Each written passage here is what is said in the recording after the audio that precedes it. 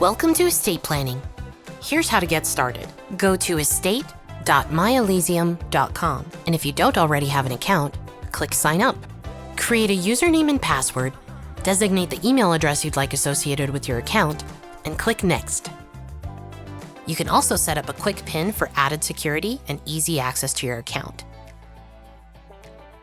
Next, tell us a little bit about yourself and your spouse if you're married.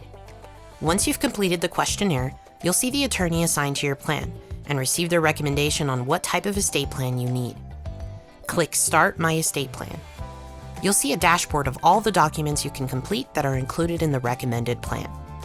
Complete each document by clicking on the respective tile. You'll be asked questions that our attorney logic will use to determine the specific language your documents need.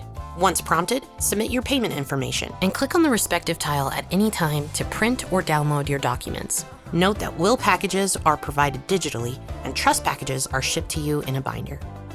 Next, sign your documents with a notary and upload your signature pages to your account.